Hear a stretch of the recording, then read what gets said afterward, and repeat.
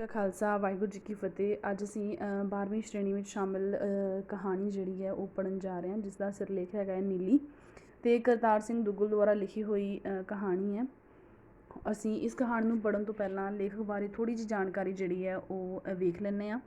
ਸੋ ਕਰਤਾਰ ਸਿੰਘ ਦੁੱਗਲ ਜਿਹੜਾ ਆ ਉਹ ਕਹਾਣੀਕਾਰ ਦੇ ਤੌਰ 'ਤੇ ਪ੍ਰਸਿੱਧ ਹੋਇਆ ਆ, ਜਿਨ੍ਹਾਂ ਦੀ ਮਾਤਾ ਜੀ ਦਾ ਨਾਮ ਬੰਤੀ ਦੇਵੀ ਔਰ ਪਿਤਾ ਦਾ ਨਾਮ ਜੀਵਨ ਸਿੰਘ ਦੁੱਗਲ ਸੀ।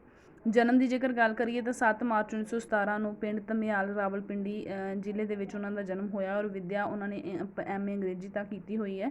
ਕਿੱਤੇ ਵਜੋਂ ਜਿਹੜੇ ਨੇ ਉਹ all India radio, national book trust ਆਦਿ ਸੰਸਥਾਵਾਂ ਦੇ ਉੱਚ ਅਹੁਦਿਆਂ 'ਤੇ ਉਹਨਾਂ ਨੇ ਕੰਮ ਕੀਤਾ ਹੋਇਆ ਆ, ਅਤੇ ਉਹ ਜਿਹੜੇ ਨੇ ਹੁਣ ਇਸ ਵਕਤ ਇਸ ਦੁਨੀਆ ਵਿੱਚ ਨਹੀਂ ਹੈਗੇ।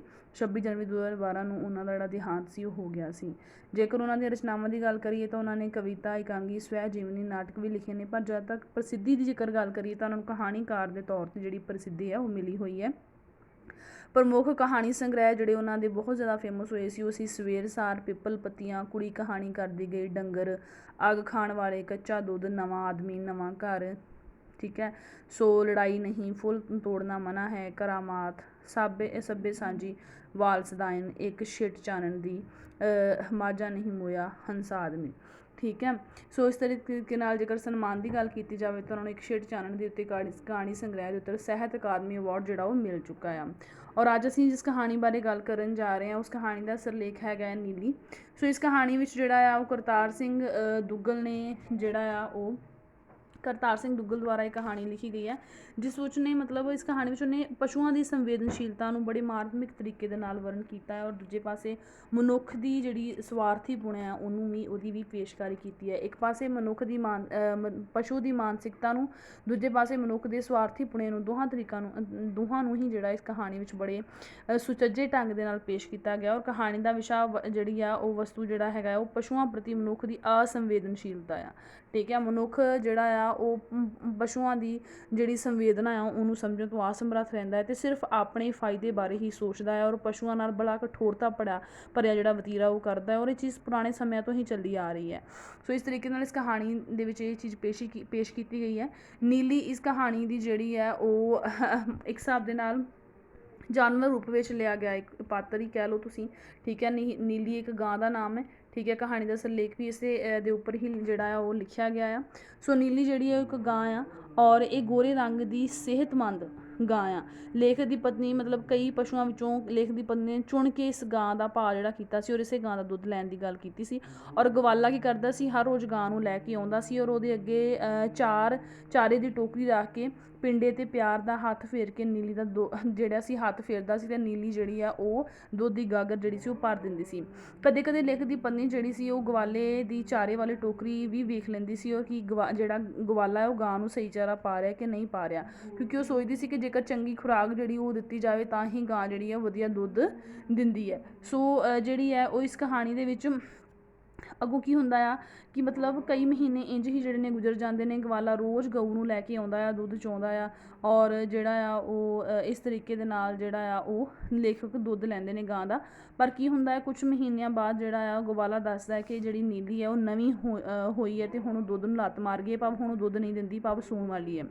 ਕਈ ਦਿਨਾਂ ਮਗਰੋਂ ਜਿਹੜਾ ਪਿੱਛੋਂ ਨੀਲੀ ਜਿਹੜੀ ਹੈ ਉਹ ਆਪਣੀ ਪਿਆਰੀ ਮਲੂਕੜੀ ਜਿਹੜੀ ਵੱਛੀ ਹੈ ਉਹਦੇ ਨਾਲ ਜਿਹੜਾ ਆ ਉਹ ਆਉਂਦੀ ਹੈ, ਠੀਕ ਹੈ। ਸੋ ਇਸ ਤਰੀਕੇ ਦੇ ਨਾਲ ਜਿਹੜਾ ਗਵਾਲਾ ਆ ਉਹ ਲੈ ਕੇ ਆਉਂਦਾ ਆ, ਔਰ ਉਹਦੇ ਨਾਲ ਜਿਹੜੀ ਹੈ ਨੀਲੀ ਦੇ ਨਾਲ ਪਿਆਰੀ ਮਲੂਕੜੀ ਜਿਹੀ ਵੱਛੀ ਵੀ ਆਉਣ ਲੱਗਦੀ ਹੈ। ਲੇਖ ਦੀ ਪਤਨੀ ਗਵਾਲੇ ਨੂੰ ਮੁੜ ਕੇ ਕਹਿੰਦੀ ਹੈ ਕਿ ਵੱਛੀ ਲਈ ਦੁੱਧ ਛੱਡਿਆ ਕਰੇ, ਪਰ ਉਸਦੇ ਜਿਹੜਾ ਉਹ ਨੱਕ ਵਿੱਚ ਹੀ ਗੁਣਗੁਣਾ ਛੱਡਦਾ ਹੈ, ਔਰ ਬਿਲਕੁਲ ਦੁੱਧ ਨਹੀਂ ਛੱਡਦਾ। ਉਹਨੂੰ ਨੀਲੀ ਦੀ ਵੱਛੀ ਕਰਕੇ ਜਿਹੜਾ ਗਵਾਲਾ ਆ ਉਹ ਚਾਰਾ ਲਿਆਉਣਾ ਵੀ ਛੱਡ ਦਿੰਦਾ ਆ, ਕਿਉਂਕਿ ਹੁਣ ਜਿਹੜੀ ਨੀਲੀ ਦਾ ਜਦੋਂ ਨੀਲੀ ਦੀ ਵੱਛੀ ਉਹਨੂੰ ਦੁੱਧ ਮਤਲਬ ਕਿ ਥਣ ਮੂੰਹ 'ਚ ਪਾਉਂਦੀ ਹੈ, ਅਤੇ ਉਹ ਆਪਣੇ ਆਪ ਜਿਹੜਾ ਦੁੱਧ ਉਤਾਰ ਲੈਂਦੀ ਹੈ। ਸੋ ਇਸ ਤਰੀਕੇ ਦੇ ਨਾਲ ਲੇਖ ਦੀ ਪਤਨੀ ਦੇ ਖਪਨ 'ਤੇ ਵੀ ਗਵਾਲੇ ਦੇ ਉੱਤੇ ਕੋਈ ਅਸਰ ਨਹੀਂ ਹੁੰਦਾ, ਔਰ ਉਹ ਵੱਛੀ ਨੂੰ ਦੁੱਧ ਨਹੀਂ ਛੱਡਦਾ, ਔਰ ਅੱਗੋਂ ਕਹਿੰਦਾ ਹੈ ਕਿ ਜਿਹੜੀ ਗਾਂ ਆ ਉਹ ਦੁੱਧ ਛੁਪਾ ਲੈਂਦੀ ਹੈ, ਅਤੇ ਬਾਅਦ ਵਿੱਚ ਵੱਛੀ ਨੂੰ ਪਿਲਾਉਂਦੀ ਹੈ। ਸੋ ਚੰਗੀ ਖੁਰਾਕ ਨਾ ਮਿਲਣ ਕਰਕੇ ਵੱਛੀ ਜਿਹੜੀ ਹੈ ਉਹ ਮਰ ਜਾਂਦੀ ਹੈ, ਔਰ ਇਸ ਤਰੀਕੇ ਦੇ ਨਾਲ ਜਿਹੜਾ ਆ ਉਹ ਵੱਛੀ ਦੇ ਮਰਨ ਪਿੱਛੋਂ ਗਾਂ ਜਿਹੜੀ ਹੈ ਉਹ ਬਹੁਤ ਜ਼ਿਆਦਾ ਉਹਨੂੰ ਅਫਸੋਸ ਲੱਗਦਾ ਹੈ, ਦੁਖੀ ਹੁੰਦੀ ਹੈ, ਔਰ ਉਸ ਤੋਂ ਬਾਅਦ ਜਿਹੜਾ ਆ ਉਹ ਕਈ ਦਿਨ ਆ ਗਏ ਤੋਂ ਬਾਅਦ ਗਵਾਲਾ ਟੋਕਰੀ ਲੈ ਕੇ ਗਿਆ ਸੀ ਔਰ ਪਿੱਛੇ ਨੀਲੀ ਵੀ ਆ ਗਈ। ਸੋ ਉਹਦਾ ਜਿਹੜਾ ਨੀਲੀ ਦਾ ਚਿਹਰਾ ਬੜਾ ਉਦਾਸ ਰਹਿਣ ਲੱਗਾ ਸੀ। ਉਹ ਹੁਣ ਪੱਠੇ ਵੀ ਨਹੀਂ ਸੀ ਖਾਂਦੀ ਔਰ ਬਹੁਤ ਜ਼ਿਆਦਾ ਤੇਹ ਕਰਦੀ ਸੀ ਔਰ ਚਾਰੇ ਦੀ ਟੋਕਰੀ 'ਤੇ ਹੱਥ ਮਾਰਨ ਦੇ ਬਾਵਜੂਦ ਵੀ ਨੀਲੀ ਜਿਹੜਾ ਸੀ ਉਹ ਚਾਰਾ ਨਹੀਂ ਸੀ ਖਾਧਾ ਔਰ ਇਸ ਤਰ੍ਹਾਂ ਟੋਕਰੀ ਵਿੱਚ ਖੁਸ਼ਬੂਦਾਰ ਚਾਰਾ ਵੀ ਨੀਲੀ ਨੂੰ ਨਾ ਖਿੱਚ ਸਕਿਆ। ਹੁਣ ਜਿਹੜਾ ਆ ਉਹ ਨੀਲੀ ਨੇ ਚਾਰਾ ਖਾਣਾ ਜਿਹੜਾ ਸੀ ਉਹ ਸਭ ਕੁਛ ਛੱਡ ਦਿੱਤਾ ਹੋਇਆ ਸੀ।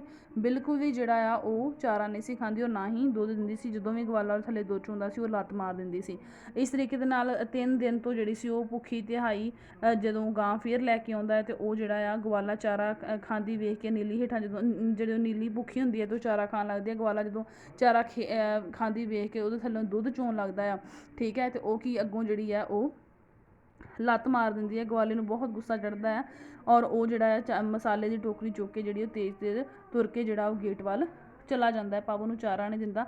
ਨੀਲੀ ਪਿੱਛੋਂ ਵੇਖ ਕੇ ਉਹਨੂੰ ਵੜੇਂਗਦੀ ਵੀ ਹੈ, ਪਰ ਜਿਹੜਾ ਗਵਾਲਾ ਆ ਉਹ ਪਿੱਛੋਂ ਜਿਹੜਾ ਉਹਦੀ ਆਵਾਜ਼ ਸੁਣ ਕੇ ਉਹਨੂੰ ਚਾਰਾ ਨਹੀਂ ਦਿੰਦਾ ਅਤੇ ਚੁੱਪ ਕਰਕੇ ਚਲਾ ਜਾਂਦਾ। ਇਸ ਤਰ੍ਹਾਂ ਕਰਤਾਰ ਸਿੰਘ ਦੁੱਗਲ ਜਿਹੜਾ ਆ ਉਹ ਨੀਲੀ ਕਹਾਣੀ ਦੇ ਮਨੁੱਖ ਦੇ ਸਵਾਰਥੀ ਰਵੱਈਏ ਨੂੰ ਬੜੀ ਸਵਾਰਥੀ ਤਸਵੀਰ ਨਾਲ ਪੇਸ਼ ਕਰਦਾ, ਕਿਉਂਕਿ ਉਹ ਇਸ ਚੀਜ਼ ਨੂੰ ਸਮਝ ਨਹੀਂ ਸਕਦਾ, ਠੀਕ ਹੈ, ਉਹ ਇਸ ਚੀਜ਼ ਨੂੰ ਸਮਝ ਨਹੀਂ ਸਕਦਾ ਵੀ ਉਹਦਾ ਜਿਹੜਾ ਨਵੀਂ ਉਹਦੀ ਵੱਛੀ ਜਿਹੜੀ ਆ ਉਹਨੇ ਦਮ ਤੋੜਿਆ। ਇਸ ਕਰਕੇ ਉਹਨੂੰ ਵੀ ਦੁੱਖ ਹੈ, ਉਹਦੇ ਅੰਦਰ ਵੀ ਜਿਹੜੀਆਂ ਫੀਲਿੰਗਸ ਨੇ, ਉਹਦੇ ਅੰਦਰ ਵੀ ਜਿਹੜੀਆਂ ਉਹ ਮਮਤਾ ਦੀ ਜਿਹੜੀ ਹੈ ਉਹ ਖਿੱਚ ਹੈਗੀ ਹੈ। ਸੋ ਇਸ ਤਰ੍ਹਾਂ ਮਤਲਬ ਲਾਸਟ ਦੇ ਉੱਪਰ ਕਹਾਣੀ ਵਿੱਚ ਇਸ ਤਰ੍ਹਾਂ ਦਿਖਾਇਆ ਗਿਆ ਕਿ ਜਿਵੇਂ ਗਾਂ ਕਹਿ ਰਹੀ ਹੋਵੇ ਕਿ ਮੈਂ ਹੁਣ ਦੁੱਧ ਨੂੰ ਕੀ ਕਰਨਾ ਹੈ, ਦੁੱਧ ਪੀਣ ਵਾਲੀ ਤਾਂ ਮੇਰੀ ਤੁਰ ਗਈ, ਤੂੰ ਮੁੜਿਆ ਇੰਜ ਮੈਨੂੰ ਭੁੱਖਾ ਨਾ ਮਾਰ, ਕਿਉਂਕਿ ਉਹਦਾ ਜਿਹੜਾ ਚਾਰਾ ਚੁੱਕ ਕੇ ਲੈ ਜਾਂਦਾ। ਅੱਗੋਂ ਥੋੜ੍ਹੇ ਮੇਰੇ ਨਾਲ ਅਨਿਆਂ ਹੋਇਆ ਹੈ, ਤੂੰ ਮੁੜਿਆ ਮੇਰੇ ਮਾਲਕ। ਕਿਤਨਾ ਚਿਰ ਜਿਹੜੀ ਉਹਦੇ ਵੱਲ ਵੇਂਦੀ ਰਹਿੰਦੀ ਹੈ, ਡਿੰਗਦੀ ਹੈ, ਖਲੋਤੀ ਗੇਟ ਵੱਲ ਵੇਂਦੀ ਰਹਿੰਦੀ ਹੈ ਮਹਿੰਦੀ ਵਾਲੇ ਰੁੱਖ ਦੇ ਹੇਠ, ਪਰ ਗਵਾਲਾ ਨਹੀਂ ਮੁੜਦਾ। ਸੋ ਇਸ ਪ੍ਰਕਾਰ ਨਾਲ ਇਸ ਕਹਾਣੀ ਵਿੱਚ ਸਾਰੀ ਕਹਾਣੀ ਵਿੱਚ ਜਿਹੜਾ ਹੈ ਲੇਖਕ ਵੱਲੋਂ ਪਸ਼ੂਆਂ ਦੀ ਸੰਵੇਦਨਸ਼ੀਲਤਾ ਨੂੰ ਪੇਸ਼ ਕੀਤਾ, ਦੂਜੇ ਪਾਸੇ ਮਨੁੱਖ ਦੇ ਕਠੋਰ ਸਵਾਰਥੀ ਰਵੱਈਏ ਨੂੰ ਪੇਸ਼ ਕੀਤਾ ਗਿਆ, ਜਿਹੜਾ ਆ ਉਹ ਜਾਨਵਰਾਂ ਦੇ ਦੁੱਧ 'ਤੇ ਆਪਣਾ ਹੀ ਹੱਕ ਸਮਝਦੇ ਨੇ, ਅਤੇ ਜਿਹੜੇ ਬੱਚੇ ਜਿਹਦੇ ਕਰਕੇ ਸਾਰਾ ਕੁਛ ਆਇਆ ਆ, ਦੁੱਧ ਆਇਆ ਹੈ ਨਵਾਂ, ਉਹਨੂੰ ਕੁਝ ਨਹੀਂ ਪਿਲਾਉਂਦੇ ਔਰ ਜਾਨਵਰਾਂ ਦੇ ਨਾਲ ਬਹੁਤ ਸਾਰੇ ਜਿਹੜੇ ਜ਼ਿਆਦਤੀ ਕਰਦੇ ਨੇ। ਚਾਹੇ ਉਹ ਜਾਨਵਰ ਉਹਨਾਂ ਨੂੰ ਬਹੁਤ ਕੁਝ ਦਿੰਦੇ ਨੇ, ਪਰ ਅੱਗੋਂ ਜਿਹੜਾ ਹੈ ਲੋਕ ਉਹਨਾਂ ਦੇ ਨਾਲ ਉਸ ਤਰੀਕੇ ਦਾ ਵਿਵਹਾਰ ਨਹੀਂ ਕਰਦੇ ਔਰ ਉਹਨਾਂ ਦੀ ਸੰਵੇਦਨਸ਼ੀਲਤਾ ਨੂੰ ਸਮਝਣ ਤੋਂ ਅਸਮਰੱਥ ਰਹਿੰਦੇ ਨੇ ਔਰ ਇਸ ਤਰੀਕੇ ਦੇ ਨਾਲ ਸਿਰਫ ਆਪਣਾ ਫਾਇਦਾ ਸੋਚਦੇ ਨੇ, ਸਿਰਫ ਪੈਸੇ ਦੀ ਦੌੜ ਜਿਹੜੀ ਉਹ ਲਗਾਈ ਰੱਖਦੀ ਹੈ। ਸੋ ਇਸ ਕਹਾਣੀ ਦਾ ਸਾਨੂੰ ਇਹ ਵੀ ਸੰਦੇਸ਼ ਮਿਲਦਾ ਕਿ ਸਾਨੂੰ ਜਾਨਵਰਾਂ ਦੇ ਨਾਲ ਪਿਆਰ ਕਰਨਾ ਚਾਹੀਦਾ, ਉਹਨਾਂ ਨੂੰ ਪਿਆਰ ਨਾਲ ਰੱਖਣਾ ਚਾਹੀਦਾ ਆ, ਅਤੇ ਉਹਨਾਂ ਤੋਂ ਸਿਰਫ ਮਤਲਬ ਦਾ ਰਿਸ਼ਤਾ ਨਹੀਂ ਸਾਨੂੰ ਰੱਖਣਾ ਚਾਹੀਦਾ, ਬਲਕਿ ਪਿਆਰ ਨਾਲ ਵੀ ਉਹਨਾਂ ਨੂੰ ਰੱਖਣਾ ਚਾਹੀਦਾ ਆ। ਸੋ ਉਮੀਦ ਹੈ ਸਮਝ ਆਈ ਹੋਏਗੀ। ਵਾਹਿਗੁਰੂ ਜੀ ਕਾ ਖਾਲਸਾ, ਵਾਹਿਗੁਰੂ ਜੀ ਕੀ ਫਤਿਹ।